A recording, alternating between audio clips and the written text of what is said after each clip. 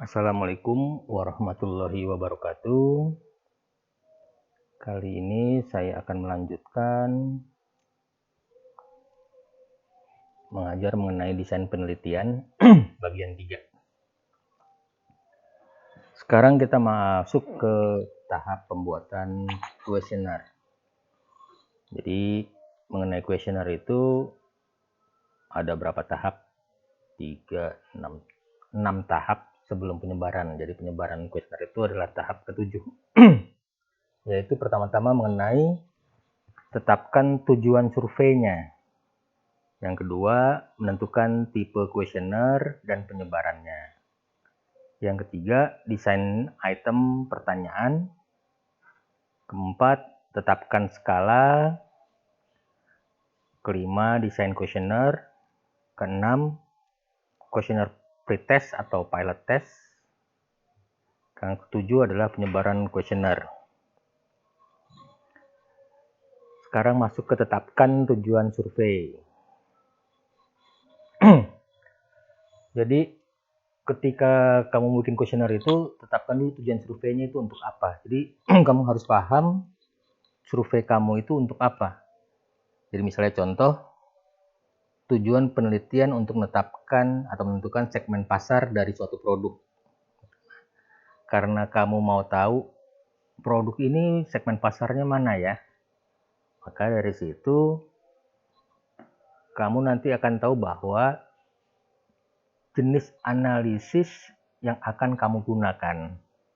Jadi untuk menentukan segmen pasar, mungkin yang paling cocok adalah menggunakan cluster analysis, gitu ya. Tapi kalau misalnya kamu tujuan penelitiannya untuk melihat hubungan antar variabel, misalnya bagaimana hubungan antar variabel service quality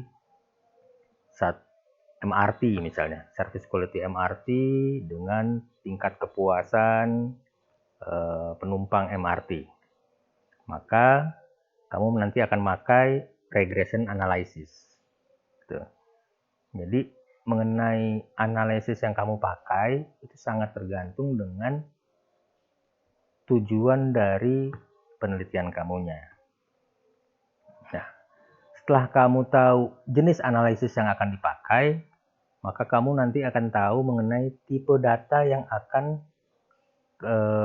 yang cocok dengan analisis tersebut. Oke, misalnya mengenai regresi itu mengukur mengenai beda-beda delta, maka tipe data apa yang cocok untuk itu. Yang ketiga, sebelum survei juga kamu udah mulai tahu atau mulai memikirkan kira-kira nanti hasil sarannya apa ya.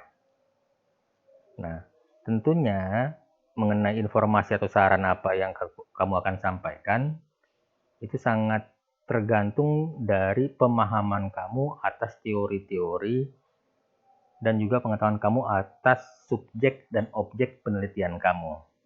Sekali lagi, balik lagi ke konteks. Jadi konteks penelitian kamu itu ditentukan oleh teori-teori yang kamu pakai, kemudian subjek penelitian, dan juga objek penelitian.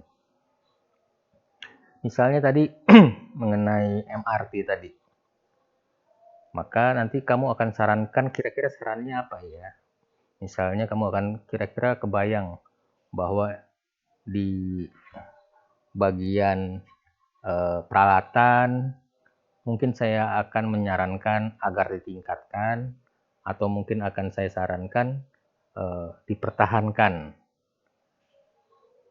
tergantung dari hasil penelitian nantinya. Gitu.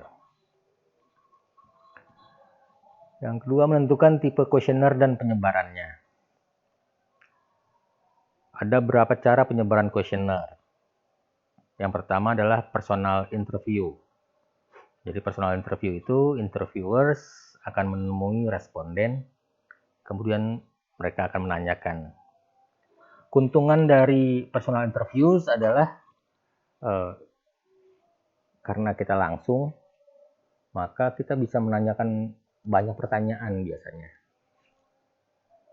Yang kedua juga interaktif gitu, jadi karena banyak ketika ada yang kurang paham dia, maka dia bisa langsung menanyakan ke interviewers apa maksudnya. Kemudian juga dapat menggunakan pertanyaan yang open-ended. Open-ended itu pertanyaannya adalah pertanyaan yang mengisi, bukan contreng-contreng tapi isi. Namanya open-ended. Kalau yang contreng cuma ada misalnya 6 kategori, pilih dari 1 sampai 6, yang mana yang dipilih itu namanya close-ended. Personal interviewers itu yang paling baik, tapi repotnya dia biaya cukup besar dan waktunya cukup lama karena satu orang interviewer mesti ketemu responden, cari-cari responden, ada waktu berpindah-pindah sehingga makan waktu cukup lama dan juga karena satu orang satu ditunggu segala macam, maka biaya pun menjadi besar. Yang kedua adalah telepon interviews. Di telepon interviews ini mirip sama personal interviewer, tapi tanpa tatap muka dengan telepon. Di telepon itu interaksinya tidak sebaik personal interviewer ya. Tapi untungannya itu dapat dilakukan dengan cepat karena kita tidak perlu bertemu langsung, jadi kita hanya di rumah atau di kantor atau di satu tempat, kemudian pindah-pindah ke responden lainnya itu hanya berdasarkan telepon. Tapi repotnya kadangkala banyak orang yang menghindar menjadi responden ketika kita minta melakukan interview lewat telepon. Yang ketiga, web surveys. Ini sering dilakukan sekarang. Ini untungnya adalah murah dia dan dapat menjangkau banyak. Tapi respon jawabnya kurang cepat biasanya. Jadi tidak seperti kita ketemu orang, saat itu juga dia jawab. Kalau kita coba survei pakai web, itu biasanya orang nunda-nunda. Dia udah tahu bahwa ada survei, tapi mungkin aja dia nanti aja lah jawabnya gitu. Jadi dia mudah respon. Jadi responnya nggak langsung. Dan yang kurang baiknya adalah dia itu kurang cocok untuk pertanyaan yang open-ended. Jadi biasanya kalau kita bikin questionnaire yang web survey itu lebih baik kalau semuanya close-ended. Terakhir adalah mail surveys. Mail surveys ini mirip dengan web surveys, tapi menggunakan kertas sebagai media. Kita pakai mail surveys itu walaupun jarang kali sekarang, tapi tetap dilakukan jika responden kita mempunyai keterbatasan mengakses internet. Misalnya pekerja di supermarket, dia sibuk, nggak bakal waktu dia ke internet gitu ya. Maka kita pakai kertas saja, kasir gitu. Atau yang memang gaptek dengan teknologi internet, maka mungkin kita lebih baik pakai kertas atau mail survei untuk mendapat data dari mereka. Kemudian berikutnya mengenai desain item pertanyaan. Nah, ketika bikin pertanyaan harus hati-hati. Kamu harus camkan bahwa ada 3 aturan. Yang pertama adalah aturan pertama, di pertanyaan kamu itu kamu harus yakin bahwa responden dapat menjawab pertanyaannya. Misal kamu restoran, kamu tanyanya gini, berapa temperatur mie ayam saat disajikan? Wah, itu berat itu. Pertanyaan ini mungkin sulit dijawab oleh responden. Mungkin lebih baik, apakah temperaturnya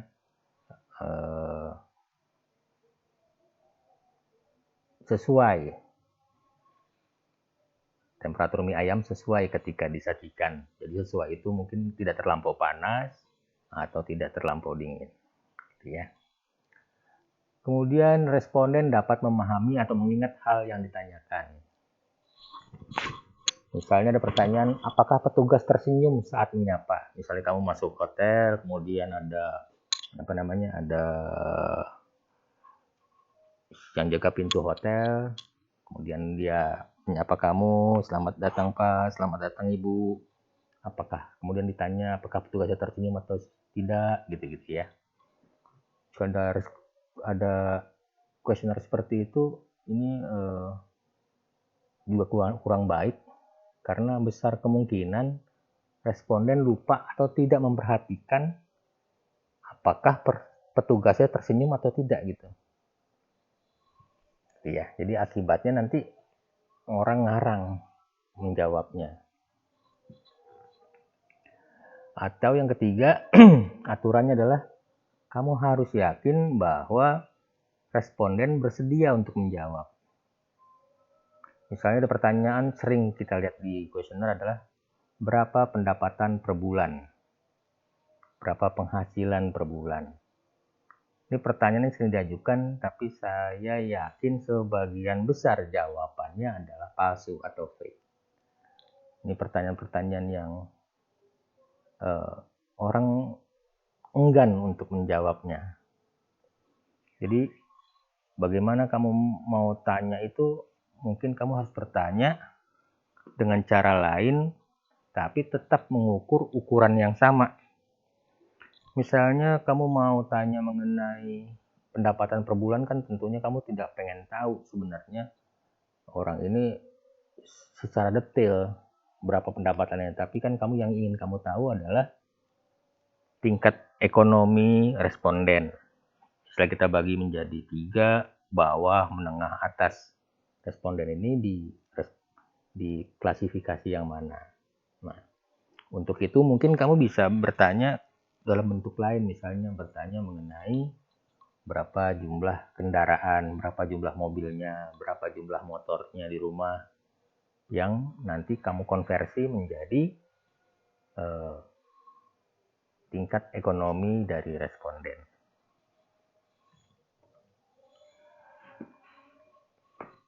Ketika desain item pertanyaan juga jangan membuat pertanyaan terlalu banyak. Seringkali kalau udah terlampau banyak, orang jadi males untuk jadi responden. Atau dia tetap jadi responden tapi jawabnya udah tidak serius lagi. Jadi dia asal jawab aja. Akibatnya penelitian kamu nanti tidak mendapatkan data yang baik. Oke. Nah, ketika kamu juga membuat pertanyaan, kamu harus tentukan juga ini.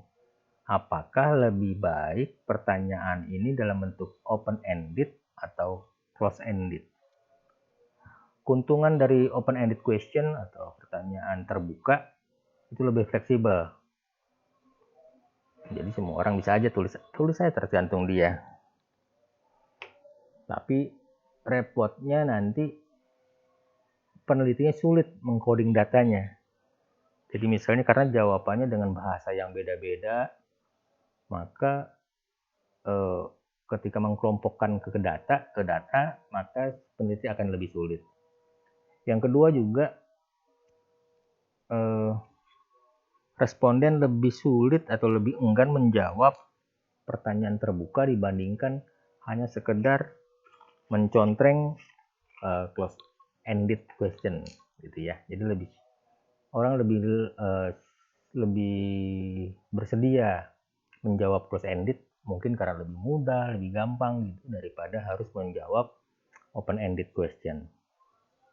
Nah, di close-ended question ini masalahnya adalah kamu harus cermat membuat kategori pilihan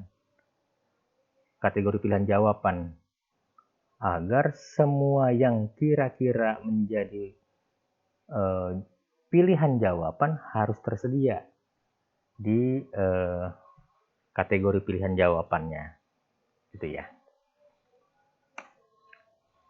Sekarang setelah kamu tahu item pertanyaannya, maka kamu perlu menetapkan skalanya. pada penetapan skala perlu ditetapkan tipe skala dan properti dari skala. Tipe skala sekarang ya. Tipe skala ada banyak, tapi kita bahas 3 tipe skala aja, sama seperti di buku. Yang pertama adalah skala Likert. Ini disebut juga skala sikap, di mana responden memilih jawaban yang sesuai dengan persepsinya. Apakah dia setuju atau tidak setuju, kurang setuju, sangat setuju dari apa yang dinyatakan di pertanyaan. Jadi misalnya, apakah menurut saudara temperatur udara di restoran ini nyaman? Oke, jadi apakah udaranya nyaman? Maka kalau dia setuju, sangat tidak setuju, dipilih 1, setuju dipilih 2, 3, yang paling sangat setuju adalah 6. Ini adalah skala Likert. Yang kedua adalah skala semantik diferensial. Skala yang memakai jawaban dengan kata yang bertolak belakang, dengan makna yang bertolak belakang. Misalnya pertanyaannya, bagaimana tingkat kepentingan kemampuan berbahasa Inggris untuk seorang mahasiswa? Ini bukan setuju nggak setuju, tapi kita ditanya penting atau nggak penting di sini. Beda ya. Walaupun sama-sama 1 sampai 6, tapi ini bukan Likert, ini adalah semantik diferensial. Jadi kalau sangat penting, sangat tidak penting, pilih 1, sangat terus 2, 3, 4, 5, dan 6 untuk yang sangat penting. Yang ketiga adalah skala rank order. Skala rank order ini responden diminta menulis angka berdasarkan urutan yang dipilih. Misalnya pertanyaannya adalah silahkan tulis angka sesuai urutan pilihan saudara pada brand air mineral. Jadi kalau misalnya mana yang paling kita pilih, itu yang kita tulis angka 1. Misalnya saya pilih Aqua, pilihan pertama saya Aqua, saya tulis sini 1. Pilihan kedua saya Ades, saya pilih sini 2. Pilihan ketiga saya Le Mineral, saya tulis sini 3. Pilihan keempat baru Fit, 4. Jadi ke 1, 2, 3, 4 ini sama semuanya ditulis gitu. Ini biasanya untuk menunjukkan preferensi. Tadi udah tipe skala, sekarang kita masuk ke properti dari skala. Pertama-tama adalah jumlah kategori jawaban. Biasa dipakai itu 5, 6, atau 7.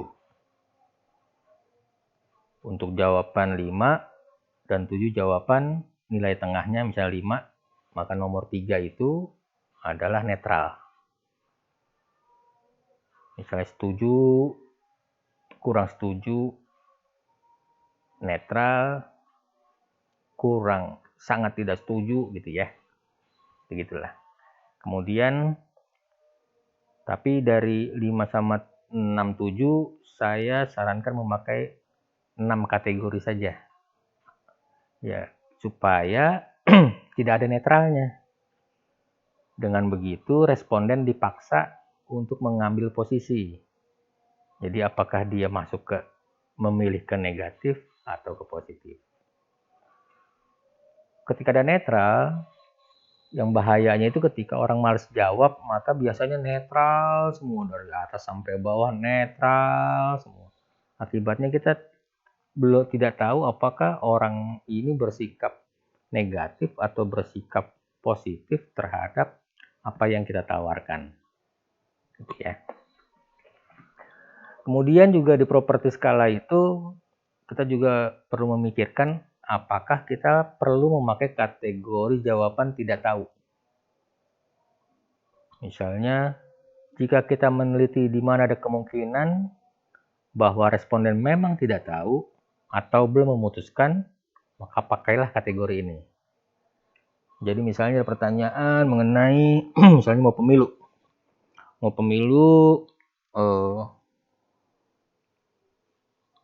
Apa partai yang akan dipilih misalnya. Ketika orang udah tahu, dia akan bilang bahwa sesuai sama apa yang di pikiran dia. Misalnya dia mau milih P3, PKS, PDI, Demokrat, Golkar, dan selainnya. Tapi juga ada kemungkinan bahwa dia belum tahu, belum memutuskan. Nah, karena itu, jika itu pertanyaannya, maka kita perlu menambahkan kategori jawaban tidak tahu atau belum memutuskan. Gitu ya. Tapi jika pertanyaan itu sudah pasti, fakta itu udah pasti, pasti orang tahu gitu. Pasti orang udah mutusin. Maka kamu jangan pakai kategori jawaban tidak tahu atau belum memutuskan.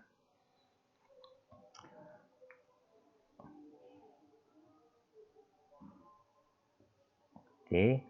Yang ketiga mengenai skala yang berimbang atau tidak.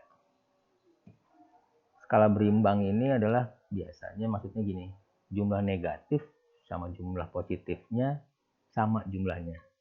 Jadi misalnya 6. 6 itu 3 negatif, 3 positif. Gitu ya.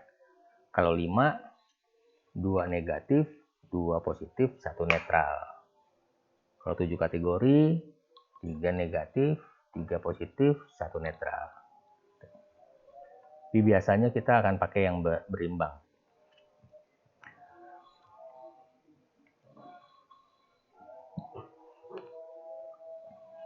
Kemudian mendesain kuesioner. Setelah kita membuat pertanyaan-pertanyaan, maka sekarang kita menggabungkan pertanyaan-pertanyaan tersebut dan menambahkan elemen lain sehingga terbentuk sebuah kuesioner. Jadi pertanyaan-pertanyaan tadi kita susun, kemudian kita tambahin lagi. Elemen-elemen yang perlu kita tambahkan, yang pertama adalah kalimat pembuka. Nah, jadi pertama-tama kamu harus mendesain kalimat pembuka. Pada kalimat pembuka ini biasanya disampaikan tujuan penyebaran kuesioner. Misalnya kamu bilang tujuan selamat siang, selamat sore, selamat apa gitu ya. Mohon bantuan Bapak Ibu untuk mengisi kuesioner ini. Tujuan kuesioner ini adalah untuk meneliti tingkat kepuasan dari pengguna MRT. Penelitian ini adalah tugas dari kampus ISIP Jakarta, mata kuliah riset pemasaran. Gitu. Itu namanya kalimat pembuka. Selain itu juga di kuesioner biasanya disampaikan juga pernyataan bahwa data responden atau apa jawaban responden akan dirahasiakan supaya mereka merasa nyaman dalam menjawabnya. Kemudian di situ juga disampaikan bagaimana cara mengisi kuesionernya. Jadi biasanya kamu tulis dulu satu pertanyaan, apa yang akan dilakukan, dikasih contoh bagaimana menjawabnya. Setelah itu kamu harus menentukan urutan pertanyaannya. Setelah tadi greetings, kemudian yang kedua adalah menentukan urutan pertanyaannya. Yang paling atas adalah pertanyaan saringan atau screening.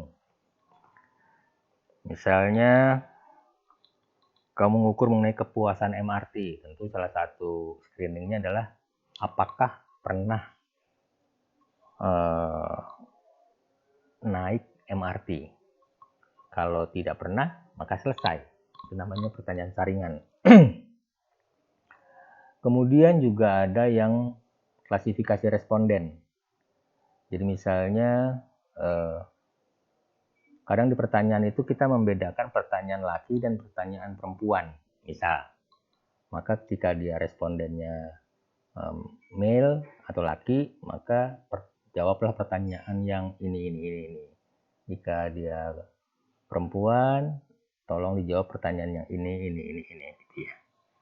Jadi biasanya kamu taruh di urutan paling atas.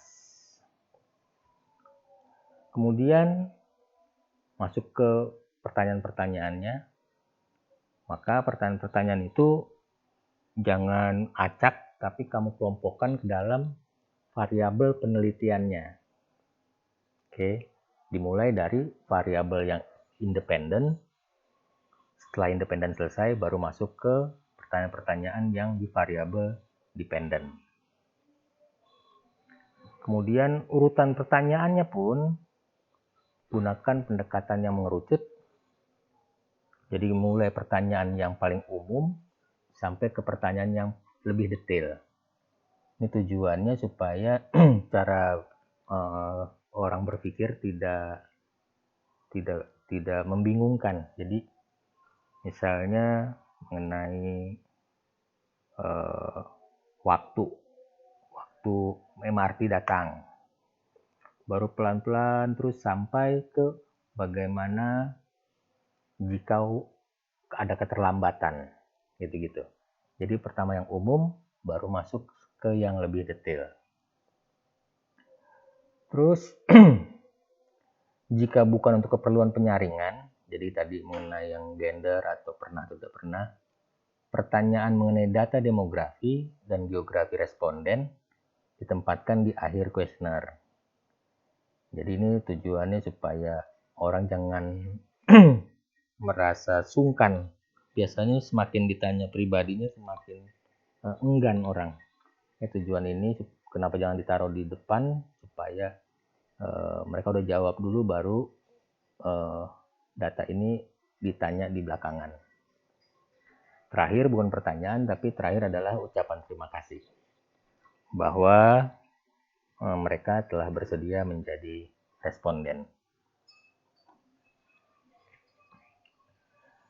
Terus kamu harus mendesain layout dan format kuesionernya. Kuesionernya itu didesain layoutnya. Pertama, sesuaikan dengan cara kuesioner akan sebar. Apakah personal, telepon web, atau mail interview. Supaya jangan membingungkan responden atau interviewer menggunakan kuesioner kamunya. Untuk kuesioner yang panjang, hati-hati dalam pergantian halaman. Jadi seringkali misalnya head title-nya, ketika ganti halaman head title-nya hilang, tidak di print lagi, akibatnya orang mungkin jadi bingung urutan yang lalu seperti apa gitu. Jadi hati-hati di pergantian halaman. Kemudian mengenai formatnya, tentunya kamu harus bikin dia mudah dibaca dan dipahami. Misalnya mengenai besar font, jangan terlalu kecil lah. Apalagi untuk orang tua seperti saya, susah bacanya. Kemudian untuk urutan penomoran, apakah satu itu sangat setuju atau sangat tidak setuju ya? Satu itu apa ya? Kalau saya sarankan satu itu sangat tidak setuju. Jadi makin besar angkanya, makin positif. Dari negatif ke positif. Banyak juga yang pakai dari positif ke negatif. Tapi yang maksud saya 1 ke 6 ini adalah karena nanti kita akan memakai 6 itu lebih besar dari 1. Jadi 6 itu nilainya lebih banyak, jadi lebih mudah nanti menginterpretasi nilai kuantitatif menjadi kualitatifnya. Jadi artinya semakin banyak, semakin baik gitu ya. Jadi karena itu saya sarankan 1 itu adalah yang sangat paling minus, paling negatif. Kemudian yang paling terakhir, yang paling positif. Tadi udah mengenai desain dan layout kuesioner. Sekarang mengenai kuesioner pretest atau pilot test. Pilot test bertujuan untuk melihat apakah kuesioner sebagai alat ukur telah valid dan reliable. Jadi kan kita mau mengukur. Ketika kita mengukur menggunakan alat ukur. Nah, sebelum kita mengukur, kita harus pasti dulu bahwa alat yang kita pakai untuk mengukur itu memang baik. Jangan kita mengukur dengan alat ukur yang jelek atau yang salah, sehingga nanti hasilnya salah. Itu maksudnya. Oke. Tapi sebelum pilot test, kamu tentunya perlu lihat juga validnya ini berdasarkan materi-materi yang telah diajarin pada desain penelitian di bagian 1. Kamu baca lagi. Oke. Jumlah responden untuk pilot test biasanya berkisar antara 50 sampai 100 orang. Data-data dari responden pilot test ini kemudian dianalisis dengan menggunakan statistik. Banyak juga peneliti yang menggunakan software SPSS untuk menguji validitas dan reliabilitas kuesioner. Setelah pilot test dicek pakai SPSS dan kita dapat bahwa kuesioner kita atau alat ukur kita dianggap valid dan reliable, maka kita bisa melakukan penyebaran kuesioner. Selesai sampai sini untuk bab 3. Untuk materi selanjutnya saya akan mengajar mengenai operasional variabel. Karena itu supaya mudah saya ngajar ini dan kamu juga mudah untuk mengertinya, maka kamu mulai susun bab 3 seperti yang kita di video bab 3 bagian 1, bagian 2, dan bagian 3 ini. Kemudian jangan lupa juga dibaca bab 2-nya dan bab 1-nya sekali lagi, karena yang membuat seringkali sulit penelitian atau membuat skripsi misalnya, itu adalah kita kurang paham konteksnya. Nah, supaya nanti gampang kamu belajar itu baca bab 1-nya, baca bab 2-nya lagi, kemudian coba bikin bab 3-nya. Oke, tetap semangat walaupun COVID, tingkatkan ibadah mumpung di bulan Ramadan, jaga kesehatan, jangan lupa belajar. Saya sudahi materi kali ini dengan Assalamualaikum warahmatullahi wabarakatuh.